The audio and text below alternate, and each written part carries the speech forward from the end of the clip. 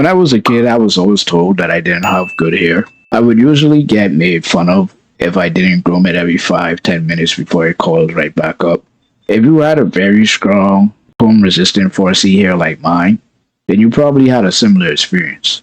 As I got older, I was finding better ways to try and tame it, although I was very neglectful in actually caring for it. I mean, sure, I'd slap some blue magic from time to time on my dome, but most times I only ever shampooed and conditioned it. My main objective with it was to stop it from retracting once I combed or picked it out. Not that I had a lot of hair to begin with, it was just this anxiety, this fear of ever allowing my peas, as Bohemians and some Americans call it, to show themselves because I didn't want to get clowned on for having hair that was way too kinky for everybody, including myself. Fast forward to graduating high school, I actually began to take an interest in my hair for real, and just my overall appearance. So I actually began to put in some type of effort towards trying to grow my hair out and keeping it looking healthy because I got tired of the limited low cut look and thought I should switch things up. Next thing you know, I was in the store buying up whatever the fuck I thought would be good for my hair. Curling cream, castor oil, deep conditioner, gentle shampoo. Yeah, all that. At the same time, I had just started getting into skincare as well, so I figured I'd just work it all into a routine. And to be honest, it was working a little bit. My hair was a bit softer to the touch, no sign of real growth happening as yet, but as far as I knew, everything was going well. Until the arrival of the dreaded 2020. God damn. Yup, my 2020 may not have been the absolute worst, because I did still had family and friends with me. But yeah, I lost my job, my girl at the time, and if you ask my best friend, my best friend at the time, I was possibly losing my damn mind too.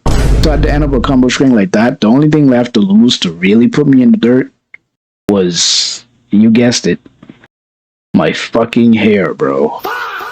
I was always touching my hair to feel whether it balled back up or just to enjoy the feeling of softer hair.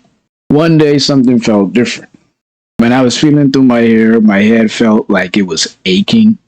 Looking back, I believe it was probably like an irritated scalp or something. Maybe my scalp was inflamed.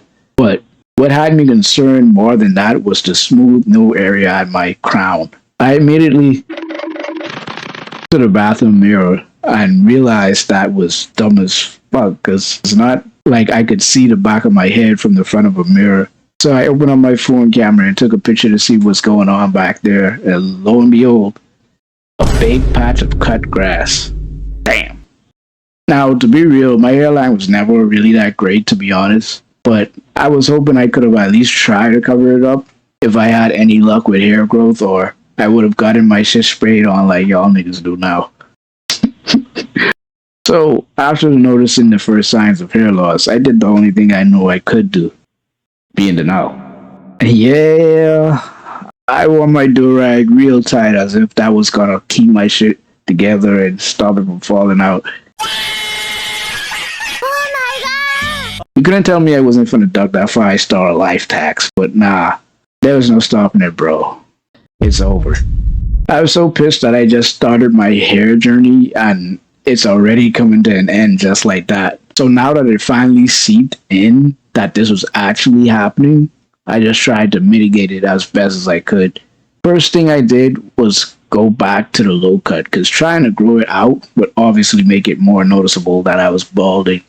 And while you could still see it in my opinion, it didn't really look too bad because the spot wasn't really that big. Are you sure? So I figured I'd just rock my hair like this and use Jamaican castor oil to get my shit back on track. Spoiler alert, that shit didn't work. So like a year or two went by and well, my hairline got even worse than it was naturally, so there was officially no more hiding it. I sat myself down as I prepared to make the decision I've been struggling to make years ago. I knew now that the only way out of this shame I cursed myself with was to finally let my hair go.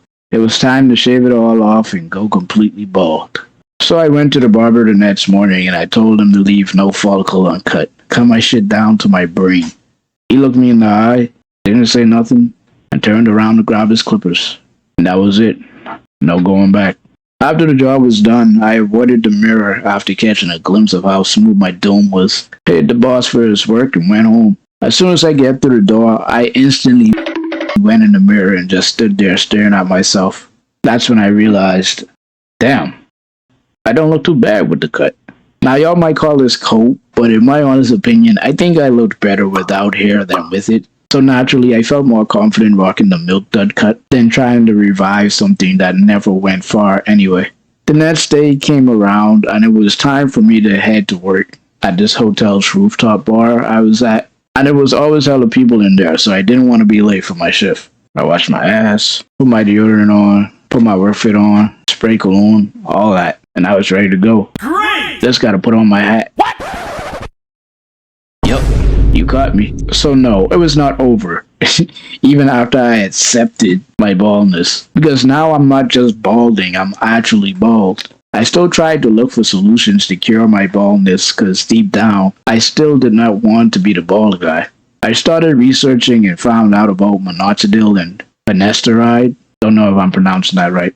I considered trying to get my hands on them. I ended up not following through because finasteride required a prescription and I didn't want to go see the doc, and I just finally lost interest in trying to prolong what's going to happen anyway. I still wore a hat all the time because I was still scared of being young and bald. Mind you, I didn't even think I looked bad. I was mostly running from being confused with an old man. But as time went on, I actually genuinely embraced being bald and even got myself a whole shaving kit and everything. Bruh, I really went through the 5 stages of grief for this little shrub of hair on my scalp. That is crazy. But yeah, man, moral of the story, stop worrying so much about what other people think, bruh.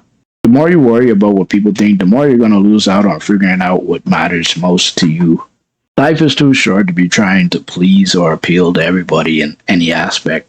What you need is to be okay with who you are as an individual before ever caring about your appearance, bro. That's not to say that you shouldn't care about your appearance. Obviously, I believe you should try to look your best and take care of yourself as much as you can, but I don't think you should be so concerned about it that you can't even leave the house without whatever mask you choose to hide behind. Whether that be a hat, makeup, hair extensions, shades, whatever. People talk anyway. So, be true to yourself. Be kind to yourself. Fall in love with yourself. Don't wait for someone else to.